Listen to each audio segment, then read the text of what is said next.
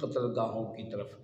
وَلِيَبْتَلِيَ اللَّهُ، یہ اس لیے تھا کہ تاکہ اللہ آزمائے، مَا فِي صُدُورِكُمْ، جو کچھ تمہارے سینوں میں ہے، وَلِيُمَحِّصَ مَا فِي قُلُوبِكُمْ، اور چھانٹ دے جو کوئی تمہارے دلوں کے اندر ہے، وَاللَّهُ عَلِيمٌ بِذَاتِ الصُّدُورِ، بے شک اللہ جاننے والا ہے جو کچھ سینوں کے اندر چھپا ہے۔ یہ بڑی اہمیت کے حامل یہ وہ تذکرے ہیں جو میدان احد کے اندر ہو رہے ہیں۔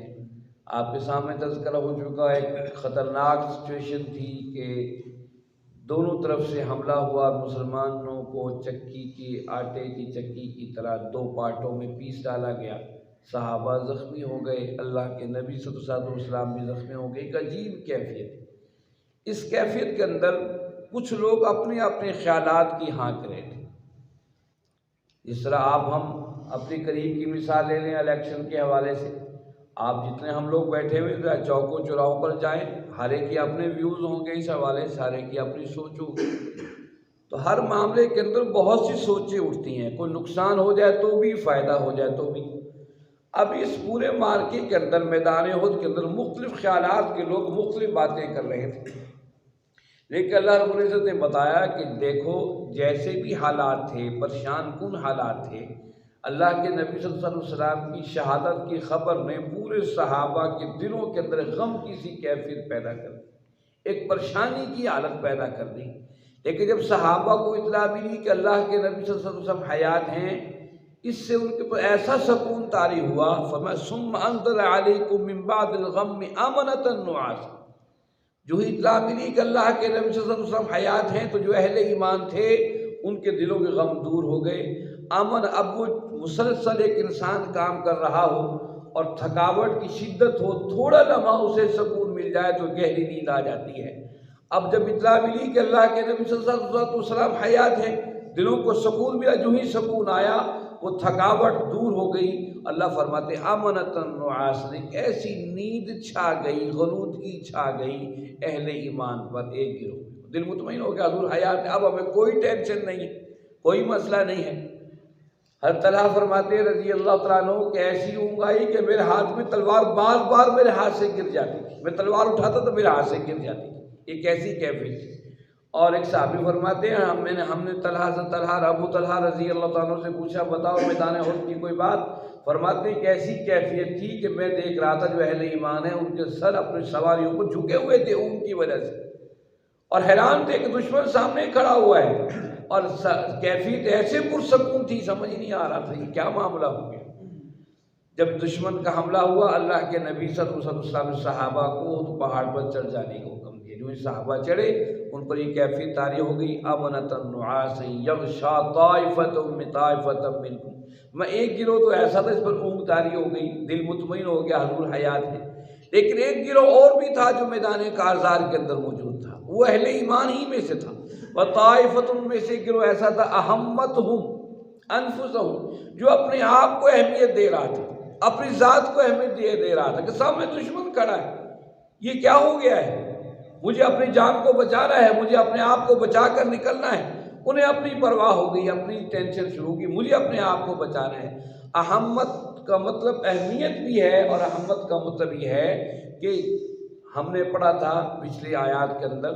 وَلَا تَهِنُوا وَلَا تَحْزَنُوا، کہ نہ ہمت ہارو نہ تھکو۔ اس کا مطلب یہ ہے کہ اہمیت کے اندر ایک ایسی مسلسل جد و جہد کی وجہ سے کیفیت پیدا ہو گئی کہ انہیں ٹینشن ہو گئی، اب ہمیں کیا کرنا ہے، شدید غم کی وجہ سے ہمیں ٹینشن پیدا ہو گئی، ہمیں کرنا کیا ہے۔ ان کے ذہنوں سے ٹینشن نہ گئی اور وہ کہنے لگے یظنون باللہ غیر حق، اللہ کے حوالے سے عجیب و غریب گمان کرنے لگ گئے، اگر حضور سچے تھے یہ کیا ہو گیا، کیوں ہم فتح یاب نہیں ہوئے، کیا معاملہ ہو گیا۔ ظن الجاہلیت، جاہلیت کے جو گمان تھے ان کے ذہن میں آ رہے تھے، یار ہم کافروں سے کوئی بات چیت کر لیتے، ان سے کوئی چیز معاملہ طے کر لیتے، ضروری تھا ہمیں جنگ کے اندر ہی آنا ہے۔ یقولون حل لنا بعمر من شیء، بعض لوگ کہنے لگے ان میں سے یار ہم سے مشورہ ہی نہیں لیا گیا، ہمارے مشورے پر عمل ہی نہیں کیا گیا، ہمارے مشورے کی کوئی اہمیت ہی نہیں، ہم کہہ رہے تھے مدینہ میں بیٹھ کے مقابلہ کرتے ہیں، لو جی یہ کہنے لگے جی نکلو جی میدان جنگ کے اندر، تو ہم سے کوئی مشورہ ہی نہیں لیا گیا۔ قل ان الامر کلہ للہ، میرے محبوب اعلان کر دیجیے یہ معاملہ اللہ کا ہے، اللہ کے معاملے کے اندر کسی کی کوئی مشاورت نہیں ہے۔ یہ آیت کا اس حصہ ہم لوگوں کے لیے بھی ہے۔ ہم جو سمجھتے ہیں کہ حکومت اقتدار یہاں اپنی مرضی کے سور و ضوابط چلا لیں گے، اللہ فرماتے یاد رکھیے کوئی ایسی اسمبلی اور کوئی ایسا ملک کا نظام نہیں ہو سکتا، کوئی ایسی پارلیمنٹ اسلامی ریاستوں میں وجود میں نہیں آ سکتی جو اپنے فیصلے اور اپنے اختیارات سے کرے۔ یقول کو کہا کل ان الامر کلہ للہ، سارے معاملے فیصلے اللہ ہی کے ہوں گے اور کسی اور کے نہیں ہوں گے۔ یہ سبق میدان احد کے اندر دیا کہ تمہارے ذاتی مشورے ٹھیک ہے، مشورے لیے گئے تھے تم سے، لیکن عمل اسی پر ہوگا جو اللہ اور اس کے رسول کا فیصلہ ہے۔ اس لیے اس دنیا کے معاملات کو چلانے کے لیے، اس امت کے لیے قانون اللہ نے قیامت تک کے لیے طے کر دیا۔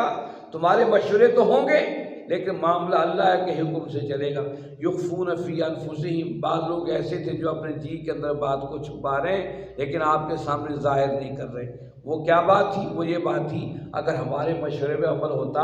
یہ قتل ہی نہ ہوتے، وہیں مدینے میں رہتے۔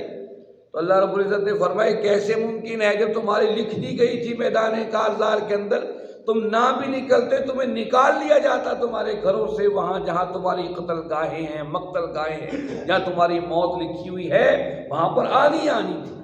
تم کتنا ہی کوشش کر لیتے، جہاں لکھی ہوئی ہے وہاں پر آ کر رہنی تھی، تم گھر سے نکل کھڑے ہوتے۔ اس سے اللہ نے دوسرے معنوں میں بتا دیا قیامت تک کے لیے یہ مت کہو کہ یوں ہوتا تو یوں ہو جاتا، گھر سے نہ نکلتا تو یہ واقعہ نہ ہوتا، میں اسے یہ کام نہ کہتا، یہ نہ کرتا تو یوں نہ مر جاتا، یوں نہ فوت ہو جاتا۔ اس کو قرآن نے سختی سے منع کیا، یہ مت کہو، جو فیصلے ہیں وہ اللہ ہی کی طرف سے ہیں، اللہ ضرور تمہیں کھینچ لائے گا، یہ کسی کی وجہ سے نہیں، تو فلاں نے کہا تھا تو یہ ہو گیا، فلاں وجہ سے یہ سفر پہ نکلا تھا یہ ہو گیا، اگر سفر پہ نہ نکلتا وہاں نہ جاتا اس کی موت واقع نہ ہوتا۔